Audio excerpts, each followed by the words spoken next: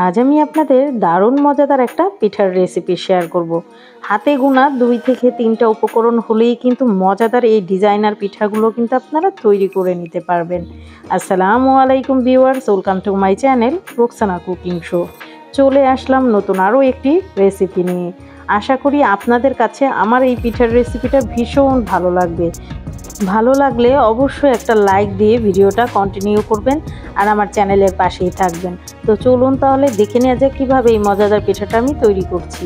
প্রথমে একটা পাত্রে আমি 1 কাপ পানি দিয়ে দিচ্ছি, দিয়ে দিব স্বাদ মতো লবণ, ঢাকনা দিয়ে ঢেকে দেব যতক্ষণ পর্যন্ত পানিটা বলক না আসছে। তো পানিটা কিন্তু বলক চলে এসেছে, এখন আমি ঢাকনাটা তুলে নিচ্ছি। তো এখন দিয়ে দিচ্ছি আমি 1 কাপ আটা। আপনারা চাইলে কিন্তু ময়দা, চালের গুঁড়া দিয়েও এই পিঠাটা সুন্দর মতো তৈরি করে নিতে পারেন। তবে সবার ঘরে ময়দা, চালের গুঁড়া এটা কিন্তু থাকে না। তো আপনারা চাইলে কিন্তু এই পিঠাটা খুব সহজেই আটা দিয়েই তৈরি করে নিতে পারেন। তো আমি নেড়েচেড়ে কিন্তু ভালো মতন মিশিয়ে নিয়েছি। এখন ঢাকনা দিয়ে 5 মিনিটের মতো রেখে দিচ্ছি। 5 মিনিট পর একটা বাটির মধ্যে সম্পূর্ণ মিশ্রণটাকে আমি ঢেলে নিচ্ছি। একটু হাতের সাহায্যে মথে নেব। গরম থাকা অবস্থায় কিন্তু একটু মথে নিতে হবে, ঠান্ডা হয়ে গেলে কিন্তু দলাটে ভাব চলে আসবে। সেজন্য অবশ্যই গরম থাকতে থাকতে কিন্তু এটাকে হাতের সাহায্যে ডলে নিতে হবে। তো আমি বেশ কিছু সময় এভাবে ডলে কিন্তু একটা সফট ডো তৈরি করে নিয়েছি, এই দেখুন। তো এখানে কিন্তু আমি কোনো রকম বেকিং পাউডার, বেকিং সোডা কোনো কিছুই ইউজ করব না। জাস্ট একটা ডিম, 1 কাপ আটা আর একটা ডিম দিয়ে কিন্তু মজাদার এই পিঠাগুলো তৈরি করা যায়। তো আমি একটা ডিম কিন্তু ফেটিয়ে নিয়েছি, সেই ডিমটাই কিন্তু আমি হাফ মতন দিয়ে দিলাম। পুরোটা ডিম কিন্তু প্রয়োজন হবে না, জাস্ট হাফ ডিম হলেই কিন্তু এই পিঠাটা আপনারা ইজিলি তৈরি করে নিতে পারবেন। তো আমি এভাবেই কিন্তু হাতের সাহায্যে মুথে একদম সফট করে নিয়েছি, এই দেখুন। এমন আঠালোভাবেই কিন্তু এই ডোটা তৈরি করে নিতে হবে। তো এরকম আঠালোভাবে তৈরি করে তারপরে কিন্তু আমি 1 থেকে 1.5 টেবিল চামচের মতন রান্না করা সয়াবিন তেল দিয়ে দিচ্ছি। আপনারা চাইলে কিন্তু ঘি, বাটারও দিয়ে নিতে পারেন, যাদের ঘরে যেটা অ্যাভেলেবেল থাকবে সেটাই দিয়ে নিতে পারেন। তবে তেলটা আপনারা ব্যবহার করতে পারেন, কোনো সমস্যা নেই। তো আমি আবারও কিন্তু এভাবেই তেলটা দেওয়ার পর কিন্তু ভালো মতন মিশিয়ে নিয়েছি, এই দেখুন। এখন কিন্তু আর হাতে লেগে আসছে না। তেলটা দেওয়ার কারণই হলো এই জন্য, যাতে হাতে লেগে না থাকে। এই দেখুন একদম সফট হয়েছে ডোটা। তো আমি এখান থেকে লাম্বাটে ভাব করে নিয়ে তারপর কিন্তু ছোট ছোট লিচি কেটে নিচ্ছি, এই দেখুন। তো আমি আমার পছন্দ মতন লিচিগুলো করে নিচ্ছি। আপনারা আপনাদের পছন্দ মতন ছোট বড় করে কিন্তু লিচিগুলো করে নিতে পারেন। তো আমি মিডিয়াম সাইজের লিচিগুলো করে নিচ্ছি। পিঠাগুলো যতটা বড় ছোট করে করবেন সেই অনুযায়ী কিন্তু করে নিতে হবে। তো আমি হাতের সাহায্যে একটু গোল করে নিচ্ছি, তারপরে কিন্তু 2 হাতের মাঝ বরাবর নিয়ে এটাকে গোল আকৃতি দিয়ে তারপর কিন্তু একটু লম্বাটাই শেপ করে নেব, এই দেখুন। একটু খেয়াল করলেই বুঝতে পারবেন। আপনারা আপনাদের পছন্দ মতন যে কোনো শেপে কিন্তু এটা তৈরি করে নিতে পারেন, কোনো সমস্যা নেই। তো সেম প্রসেস আমি আরেকটাও দেখিয়ে দিচ্ছি। হাতের সাহায্যে এভাবে গোল করে নিতে হবে একদম স্মুথ করে, তারপরে কিন্তু লাম্বাটে ভাবটা দিয়ে নিতে হবে, এই দেখুন। তো আমার আরেকটাও কিন্তু হয়ে গেছে। তো সেম প্রসেসে সবগুলো কিন্তু আমি করে নিয়েছি, এই দেখুন। একদম ফ্রেশ, কোনো রকম ক্র্যাক নেই। এরকম একটা সফট ডো তৈরি করেই কিন্তু এই পিঠাগুলো তৈরি করতে হবে। তো আমি যেই ভাজার জন্য যে ছাঁকনিগুলো ব্যবহার করে সেই ছাঁকনিটাই নিয়ে নিয়েছি। তো সেটার মধ্যে কিন্তু হালকা একটু তেল দিয়ে তারপরে কিন্তু এরকম একটা ডো নিয়ে এভাবে একটু চাপ দিয়ে নিলাম। হাতের সাহায্যে একটু বেঁকিয়ে উঠিয়ে নিলেই কিন্তু এই পিঠাগুলো সুন্দর ডিজাইনে উঠে যাবে, এই দেখুন দেখতে কতটা সুন্দর লাগছে।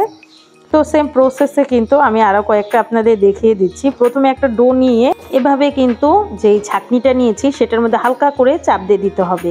অতিরিক্ত চাপা যাবে না, তাহলে কিন্তু পিঠাটা উঠতে চাইবে না। হালকা করে একটু চাপ দিয়ে দিবেন, তাহলে কিন্তু উপরে একটা সুন্দর ডিজাইন তৈরি হয়ে যাবে, এই দেখুন দেখতে কতটা সুন্দর হয়েছে।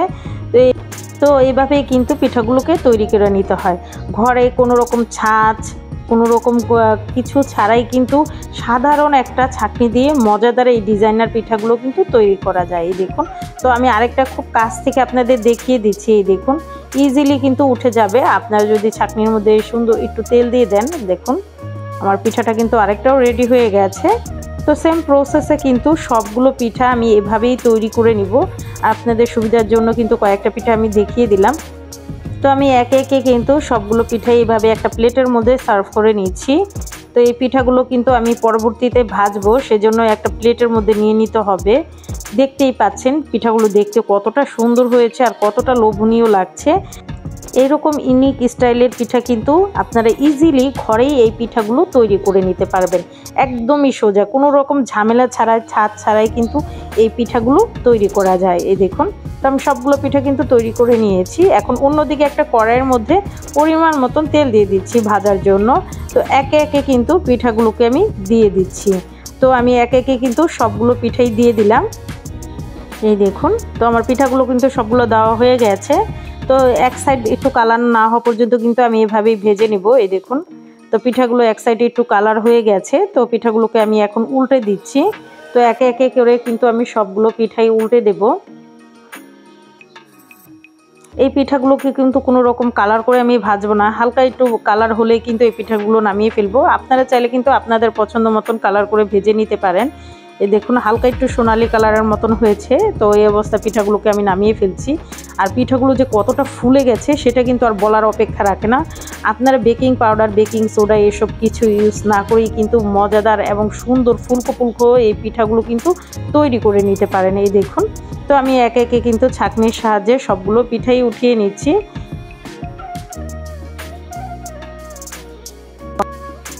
তো আমার একে একে কিন্তু সবগুলো পিঠাই উঠানো হয়ে গেছে। এই দেখুন, আর খুব সুন্দর একটা কালারও কিন্তু চলে এসেছে। তো অন্যদিকে আরেকটা কড়াইয়ের মধ্যে কিন্তু আমি হাফ লিটার লিকুইড দুধ দিয়ে দিয়েছি।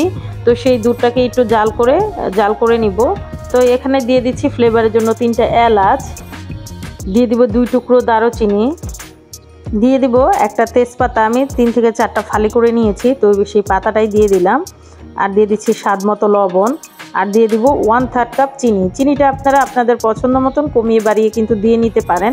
তবে হালকা চিনি হয় এই 1/3 কাপে। আপনারা যদি আরেকটু বেশি চিনি খেতে চান 2 থেকে 3 টেবিল চামচ চিনি কিন্তু বাড়িয়ে দিতে পারেন। তো 3 থেকে 4 বারের মতন দুধটাকে আমি বলকা নিয়ে নিয়েছি। আর দেখুন, দুধটা এখন কিন্তু অনেকটা কমে গেছে। তো এর চেয়ে বেশি জাল দিয়ে কিন্তু দুধটাকে আমি আর ঘন করব না, তাহলে কিন্তু পিঠার মধ্যে আর সোপ করবে না। তো এই অবস্থায় কিন্তু আমি দুধটাকে নামিয়ে ফেলছি। এই দেখুন, তো দুধটাকে আমি নামিয়ে ফেললাম। তো এই গরম অবস্থায় কিন্তু পিঠাগুলোকে আপনাদের দিয়ে দিতে হবে। এর চেয়ে বেশি ঠান্ডা করে আর দেওয়া যাবে না, তাহলে কিন্তু পিঠাগুলো সোপ করতে অনেক সময় লাগবে।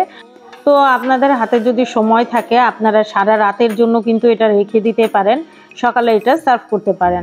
আর যাদের হাতে সময় কম, খুব কম সময় এটা তৈরি করতে চান, তাহলে কিন্তু 1 থেকে 1.5 ঘন্টার মধ্যেই এই পিঠাগুলো কিন্তু ইজিলি হয়ে যাবে। তো আমার 1.5 ঘন্টার মতন কিন্তু এটাকে আমি ঢাকনা দিয়ে ঢেকে রেখেছিলাম।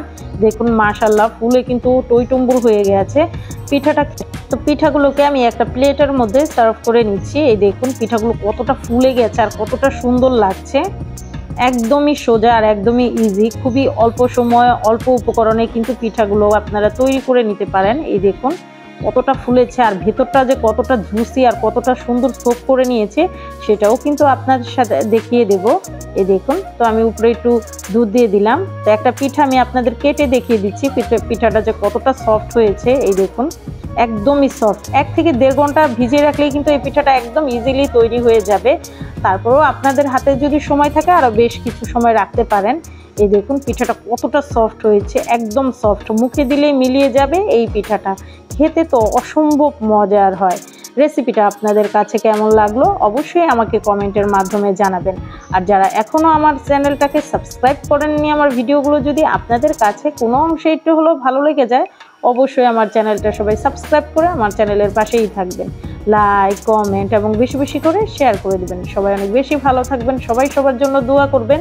আর অবশ্যই এই শীতে এই পিঠাটা তৈরি করে খাবেন, সবাই দেখবেন আপনার ফ্যান হয়ে যাবে। আর প্রতিদিনই কিন্তু এই পিঠাটা তৈরি করার জন্য আপনার কাছে রিকোয়েস্ট করবে, এতটা মজার হয় আর এতটা লোভনীয় হয়। তো সবাই ভালো থাকবেন, সুস্থ থাকবেন। আল্লাহ হাফেজ।